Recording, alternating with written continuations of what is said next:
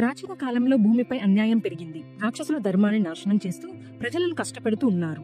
అప్పుడు దేవతలు తపస్సుతో జన్మించిన ఓ ఉగ్రమైన శక్తి, ఆమె కాళికాదేవి. దుష్టుల నాశనం కోసం అవతరించిన శక్తి స్వరూపిణి. ఆమె చేతిలో ఖడ్గం, మెడలో రాక్షసుల తలలతో చేసిన మాల. భయంకరమైన రూపంతో రాక్షసులను ఒక్కొక్కరిగా సంహరిస్తూ ముందుకు సాగింది. కానీ ఆమె ఉగ్రం ఆగలేదు. అధర్మాన్ని సంహరించే కోపం, క్రోధం ఆవిడను పూర్తిగా అలుముకుంది. ఆమె నియంత్రణ కోల్పోయింది.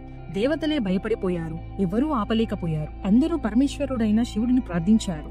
ప్రభు, మీరు మాత్రమే ఈ విరాట శక్తిని ఆపగలరు అని అన్నారు. శివుడు దయతో ముందుకు వచ్చాడు. ఆమె శాంతించాలంటే ఒక మార్గం ఉంది అని తెలుసు. ఆవిడ ధాటిగా వస్తుంటే శివుడు భూమిపై పడి తనను తాను ఆమె పాదాల కింద వేసుకున్నాడు. అప్పటి వరకు కోపంతో ముందుకు సాగుతున్న కాళికాదేవి తన పాదాల దగ్గర ఎవరో ఉన్నట్టు అనిపించి కిందికి చూసింది. తన భర్త అయిన శివుడిని పాదాల కింద చూడగానే ఆమె మనసు ఒక్కసారిగా కలత చెందింది. ఆమె ఉగ్రత తగ్గిపోయింది. ఆవేశం మాయమై ఆమెను శాంతి ప్రవేశించింది. ఆమె కంట్లో జ్ఞానం వెలిగింది.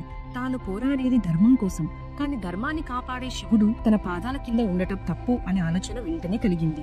ఆమె తల వంచింది. కోపం శాంతంగా మారింది. మీకు ఈ కథ నచ్చిందా? అయితే లైక్ చేసి ఓం నమః శివాయ అని కామెంట్ చేయండి. మరిన్ని ఇలాంటి కథల కోసం మా ఛానల్ ని సబ్స్క్రైబ్ చేసుకోండి.